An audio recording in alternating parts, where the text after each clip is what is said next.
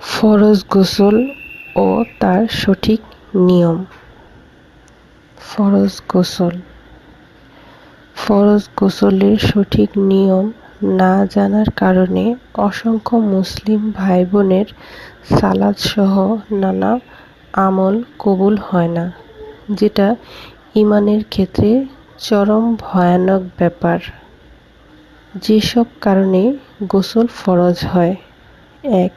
স্বপ্নদোষ বা উত্তেজনাবশত বীর্যপাত হলে। ২.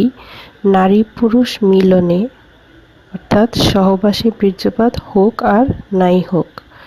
৩. মেয়েদের হায়েজ নিফাস শেষ হলে। ৪.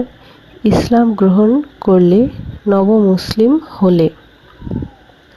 ফরজ গোসলের সঠিক নিয়ম: গোসলের জন্য মনে মনে নিয়ত করতে হবে।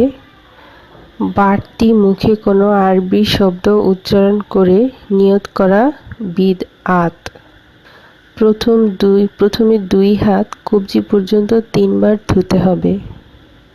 এরপর ডান হাতে পানি নিয়ে বাম হাত দিয়ে লজ্জাস্থান এবং তার আশপাশ ভালো করে ধুতে হবে। শরীরের অন্য কোনো জায়গায় বীর্য বা নাপাকি লেগে থাকলে সেটাও ধুতে হবে। এবার বাম হাতকে ভালো করে ধুয়ে ফেলতে হবে।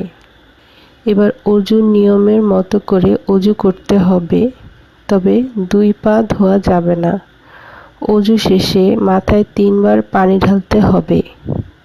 এবার সমস্ত শরীর ধোয়ার জন্য প্রথমে 3 বার ডানে, তারপর 3 বার বামে পানি ঢেলে ভালোভাবে ধুতে হবে, যেন শরীরের কোনো অংশই বা কোনো লোমও শুকনো না থাকে। নাভি, বগল ও অন্যান্য কোঁচকানো জায়গায় পানি দিয়ে ধুতে হবে। সবার শেষে একটু অন্য জায়গায় সরে গিয়ে 2 পা 3 বার ভালোভাবে ধুতে হবে।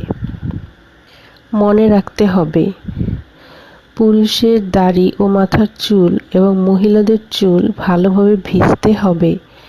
এই নিয়মে গোসলের পর নতুন করে আর অজুর দরকার নাই, যদি অজু না ভাঙে।